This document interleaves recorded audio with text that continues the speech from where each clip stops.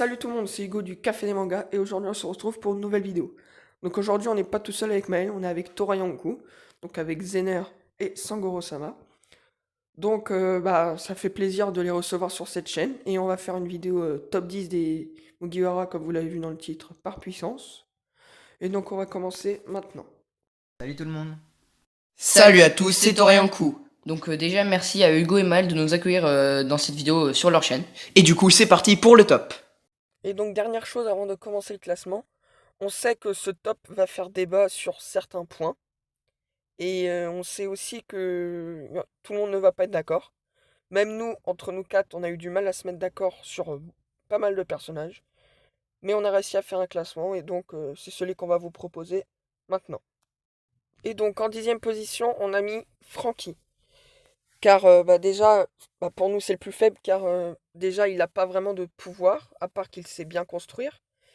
On aurait pu le mettre plus haut, mais on n'a pas voulu parce que il est plus charpentier que combat. Quand à chaque fois il se bat contre des gens, c'est souvent les plus faibles. Même s'il a le général Frankie, il est quand même en dessous. Mais c'est quand même.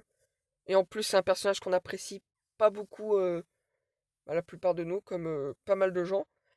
Mais c'est pas pour ça qu'on l'a mis dernier, car pour nous, c'est le plus faible, car il n'a pas vraiment d'atout majeur pour un combat, à part ses constructions. On continue avec Robin, elle qui possède le fruit de l'éclosion. Ce fruit peut sembler bizarre, mais il est très pratique. Robin peut multiplier n'importe quel membre de son corps. C'est très pratique et vu qu'elle l'a depuis longtemps, elle l'utilise très bien. Il est très utile pour mettre un adversaire au sol, tenir quelqu'un, agrandir des membres et même se créer des ailes. En plus de tout, Robin est très intelligente, ce qui va parfaitement avec son fruit. Maintenant nous avons Nami. Parlons de sa puissance et son utilité dans l'équipage. Déjà, Nami possède un très bon sens de l'orientation, ce qui est très utile pour naviguer en mer et si on est perdu dans l'océan. Aussi, dans son bâton météorologique se trouve le fameux Zeus, un nuage orageux très puissant appartenant autrefois à Big Mom. Maintenant, passons à la 7e position. Donc, Brook, ou Soul King, comme vous voulez. Donc, lui, on l'a mis en 7e position, donc au-dessus de Nami, Robin et Frankie. Car déjà, lui, il a réussi à tenir tête à un empereur, donc Big Mom. Il a réussi à bien lui tenir tête. Il a battu un lieutenant de Odie Jones sur l'île des hommes poissons. Et il a une nouvelle technique qui est assez puissante, donc celle du. Je sais plus comment ça s'appelle, mais le truc givré là qu'il fait. Donc froid, c'est un peu l'inverse de Kinemon. Et en plus, il a un fruit du démon assez intéressant, ce qui lui permet d'être à la 7e position. Ensuite, Chopper, le renne possédant le fruit de l'humain de l'équipage. Ce fruit lui permet d'avoir plusieurs apparences, dont une, en mode monstre, très puissante. Chopper peut être fort, rapide, intelligent, selon la forme qu'il utilise. Sa prime augmentera sûrement beaucoup après Wano, car c'est un personnage qui est sous-coté à cause de sa prime, mais il faut pas le sous-coter parce que clairement Chopper est très puissant. En 5e position, on mettrait Usopp. Alors sur cette place, le débat a été assez rude parce que dans le groupe, il y en a qui détestent Usopp, d'autres qui l'adorent et d'autres qui sont un peu mitigés. Au final, du coup, on s'est mis d'accord pour le mettre en 5e, comme ça tout le monde est plus ou moins content.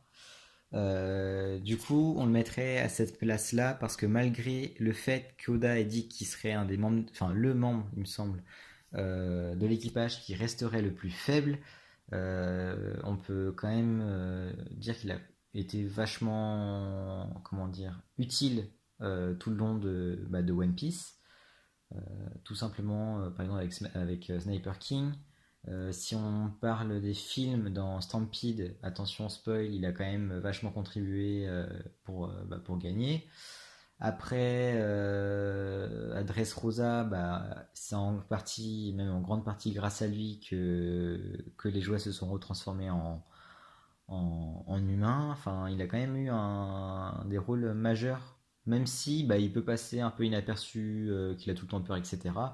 Il a quand même comment dire, vachement d'importance en fait dans l'histoire, plus que certains membres de l'équipage. Après là, c'est un avis personnel, mais voilà. Du coup, c'est pour ça qu'on le mettrait en 5e position. Attaquons maintenant Sanji, le cuistot de l'équipage. Pour son utilité dans l'équipage, il est cuisinier et cuisinier comme un dieu, ce qui est très bon pour l'équipage. Ensuite, lors de l'arc Wall Cake, il a glow up un truc de dingue. Avec sa puissance, celui-ci est très fort dans l'équipage et n'a pas de mal lors d'un combat. Donc en 3e position, on mettrait Jinbei. parce c'est un ancien des 7 corsaires. Il a été au dernier sous-sol d'Impel Down avec Ace. Après, on peut aussi ajouter que c'est un des hommes poissons les plus puissants, et du coup, c'est forcément un atout contre les autres équipages pour les possesseurs de fruits du démon, tout simplement. Et voilà, donc ça fait quand même pas mal de raisons qui font qu'il mérite la troisième place. En seconde place, on retrouve Roronoa Zoro, l'un des personnages les plus badass de One Piece. Zoro est le second de l'équipage des Mugiwara, et comme tous les vice-capitaines, il est le deuxième plus puissant après le capitaine lui-même. Zoro est un des meilleurs sabreurs du manga, mais pas que ça. Il a également une force physique hors norme et un mental d'acier. Zoro possède aussi des attaques comme Ashura, qui sont incroyablement puissantes et badass. Et donc en première position, comme ça paraît très logique, c'est Luffy qui s'y trouve. Donc pourquoi Luffy est-il plus fort que tous les autres? Car déjà, Luffy a battu un saumon d'empereur, a battu Doflamingo, a battu plein de personnages puissants, a tenu tête à Kaido, bon, pas longtemps, mais il lui a tenu tête, alors que les autres de l'équipage ne pourraient pas.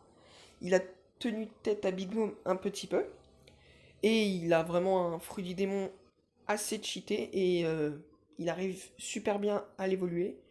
Et je pense que maintenant, Luffy est le plus puissant de l'équipage. Mais je pense qu'au début de One Piece, donc jusqu'à l'arc de Skypiea, ou l'arc d'Alabasta, ça dépend, je pense que Zoro était plus fort que Luffy jusqu'à ce moment-là. Donc dites-le en commentaire pour vous. Est-ce que Zoro, au début de One Piece, était-il plus fort que Luffy? Pour moi, oui, jusqu'à Alabasta ou à l'île Céleste. Ça dépend. On espère que ce top 10 en compagnie de Torayanku vous a plu. Donc n'oubliez pas de vous abonner à notre chaîne et de liker la vidéo pour nous soutenir. Donc je remercie Torayanku d'avoir accepté notre proposition de faire une vidéo avec nous. Donc n'oubliez pas aussi d'aller voir leur chaîne, donc c'est Torayanku et Sangoro-sama. D'aller vous abonner à leur chaîne et de les soutenir aussi. Donc si vous avez des propositions de votre top 10 des personnages des Mugiwara des plus puissants, donc mettez-le en commentaire et on dira ce qu'on en pense. Et on se retrouve la semaine prochaine pour une nouvelle vidéo. C'était Hugo du Café des Mangas. Salut! Encore merci à Hugo et Mel de nous avoir accueillis dans cette vidéo, ça fait vraiment extrêmement plaisir. D'ailleurs, n'hésitez pas à aller voir notre chaîne si vous n'êtes pas encore abonné, on fait des théories One Piece et les mangas en tout genre. Du coup, c'était Torayanku. À la prochaine!